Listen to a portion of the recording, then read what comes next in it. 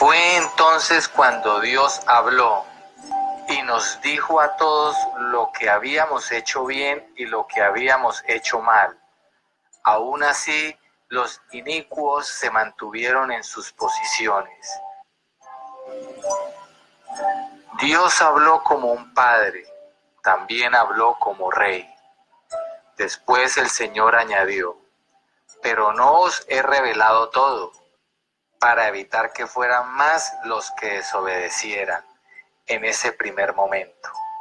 Aún hay otra cosa que os voy a manifestar para consumaros en la fe, para que vuestro amor sea perfecto, para que me sirváis con obras de amor perfecto.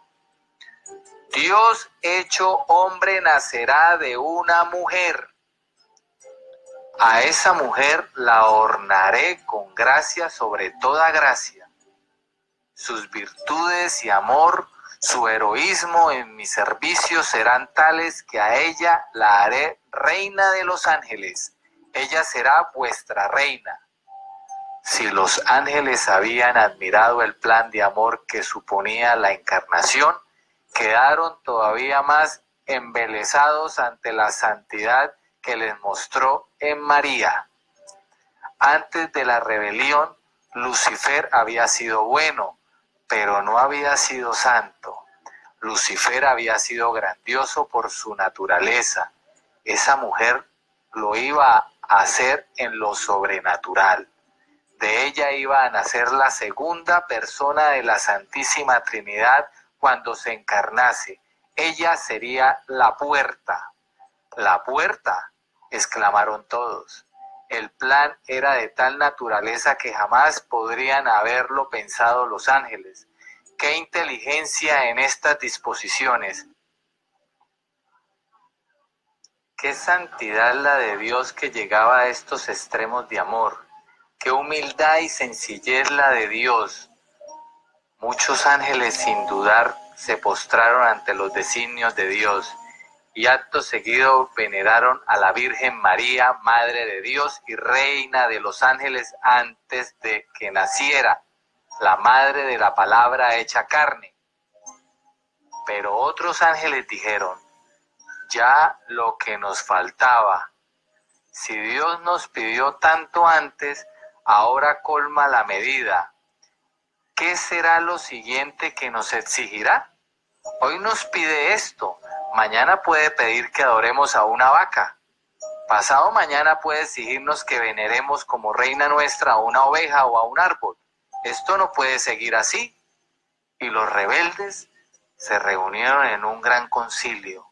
De allí salió la decisión definitiva de separarse. Encontraron culpable a Dios. El Creador, si había sido Dios, había dejado de serlo. A pesar de que dijeron ser definitiva la decisión, la guerra continuó. Intentaron convencer a más ángeles a que se unieran a la sedición, y lo lograron. Hubo ángeles que cayeron en las trampas del intelecto, hubo ángeles que no fueron fieles, el poder del error no podía ser subestimado. Aún así, más numerosas fueron las bajas entre los rebeldes. Muchos ángeles pidieron perdón, se arrepintieron de corazón. Había un ángel que se destacó entre los ángeles fieles de Dios. No se trataba de un ángel superior, pero su amor sí que lo era. Fue él el que mantuvo más viva la llama de la fidelidad en los peores momentos de la batalla, cuando todo se vio más negro, cuando pareció que la mitad de los ángeles iban a rebelarse, y pudo transmitir esa llama. Se destacó en el bien y su fe alumbró a muchos. Fue él el que en lo más negro del combate, en la hora más terrible, gritó en medio del silencio general del principio: ¿quién como Dios? En mitad de las multitudes silenciosas, en mitad del estupor que embargó todo el cielo al escuchar a Lucifer, se escuchó su rotunda afirmación: ¿quién como Dios? Su afirmación fue como un puñetazo en mitad de la mesa, y la repitió por segunda vez con tal gallardía que sus palabras valieron por un discurso.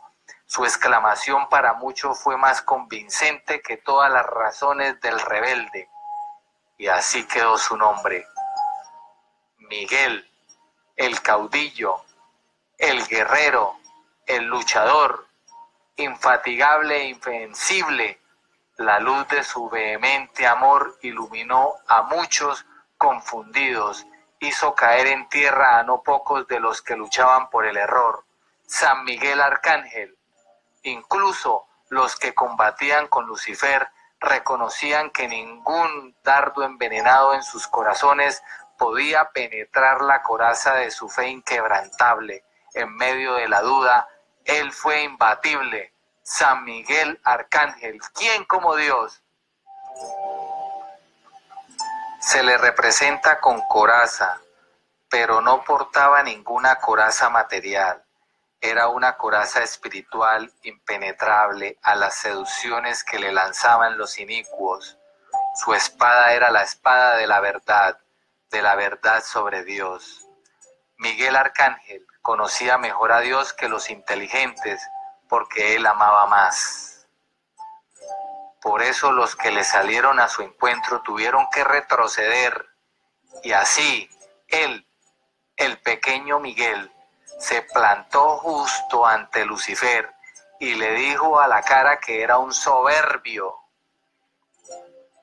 Las palabras de Miguel tenían tal convicción que hirieron profundamente a Lucifer. Para él fue tan doloroso que tuvo que volver su espalda ante Miguel y retirarse. Lucifer lloró de rabia, pero no lo pudo resistir. Muy triste fue el legado de oscuridad que los soberbios trajeron. Si antes nos sentíamos protegidos, ahora la duda había sido sembrada. La duda, una vez insertada, era difícil de extraer. Para tener paz, necesitamos de la fe, de todas las fuerzas de nuestra voluntad. Si antes nos sentíamos como polluelos bajo las alas de una gallina, ahora planteaba la sospecha de que Dios no fuera Dios. La fe. ¿Qué era lo cierto? ¿Qué era lo falso? Estábamos necesitados de la fe. Si no, nos hubiera devorado el abismo de oscuridad que rodeaba el mundo angélico. Nada hubiera tenido sentido, todo hubiera sido una gran mentira. Él nos habría engañado, él hubiera sido como nosotros, un ser finito.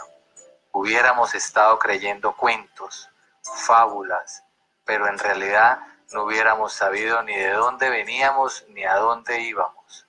No sabíamos de dónde veníamos, porque de pronto habíamos despertado al ser. De pronto habíamos comenzado a existir. Tuvimos que creer con todo nuestro corazón. Os recuerdo que no veíamos el rostro de Dios. Si hubiéramos visto su esencia, hubiera sido imposible no ver la verdad de las cosas en todo su esplendor. Pero Dios permitió la zozobra. Dios permitió que pudiéramos ser heroicos en la esperanza. La prueba nos forjó. Pero ¿cuánto daño hicieron los sembradores de la mentira? Se deleitaban los inicuos en hacernos sufrir, en volcar sobre nosotros toda su baba.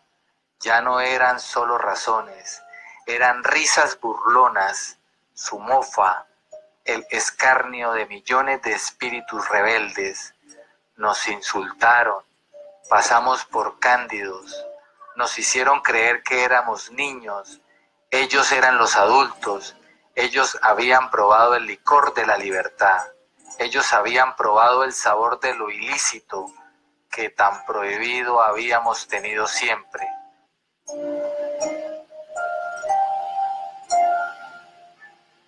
Ese sabor les volvió como locos, aunque entre ellos no todos eran exaltados. Lo que hacía más creíble su movimiento de independencia era cuántos individuos razonables les apoyaron. Esta guerra fue larga, como fue larga la historia que hubo antes de la guerra. Conocéis muy poco por el apocalipsis de nuestras crónicas.